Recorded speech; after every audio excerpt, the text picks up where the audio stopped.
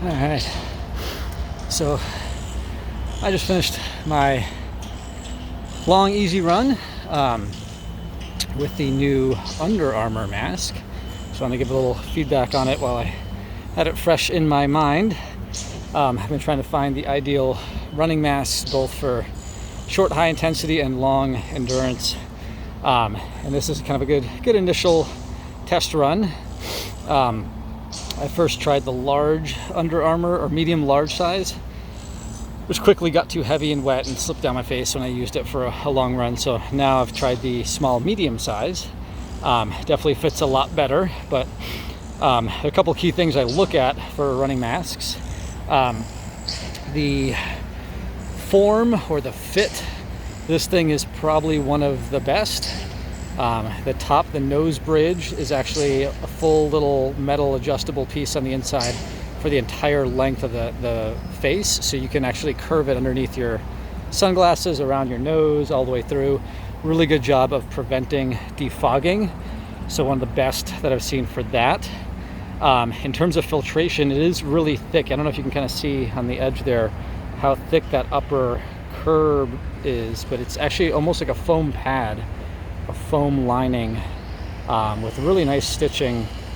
The foam does pick up a little moisture. The mask does get heavy. It does slide down. It's not horrible, but one of the bad parts is the bottom, the chin piece, collects a lot of water. It can almost pool in there, and that's ultimately what pulls the mask down on your face after long runs, to the point where if I tilt my head up, I can actually almost get a drink of salty water. Maybe that's a problem because I have a beard, but that could be a problem for a lot of people. The new A6 mask, I think, has like more of a mesh bottom that moisture can drop through. That would be a nice enhancement to see on this mask down the road. So in terms of filter, it's actually pretty good. The foam is really thick.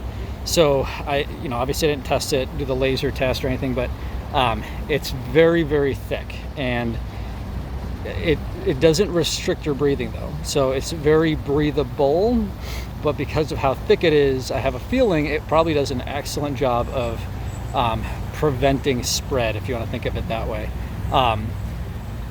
It's a good thing, but it's bad because it's heavy and it can soak up a lot over time.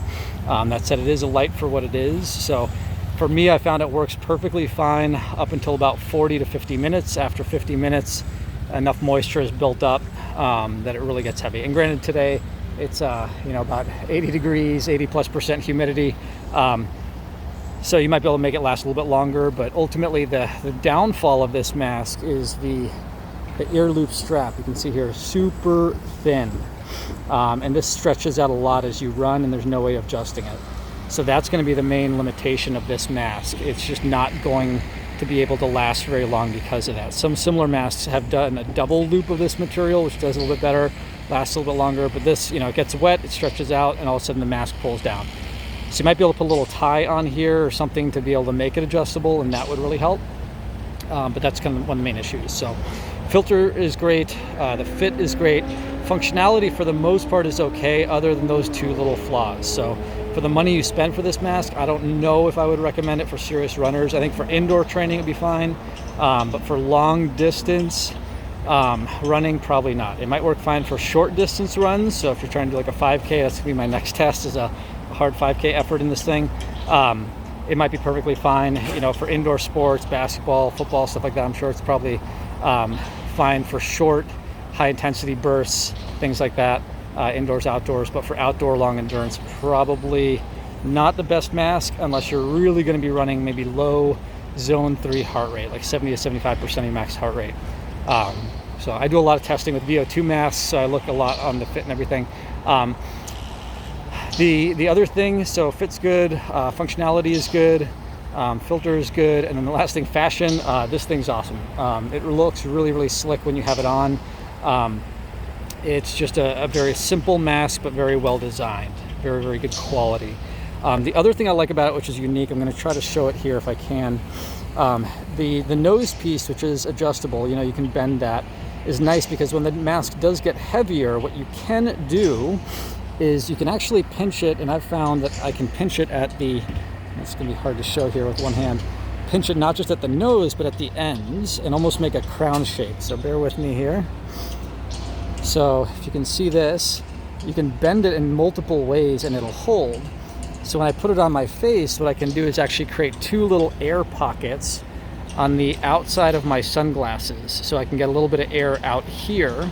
And what it does is it tightens the mask up. So even though the ear loops stretch out, I can adjust it to kind of stay up without having to constantly play with it.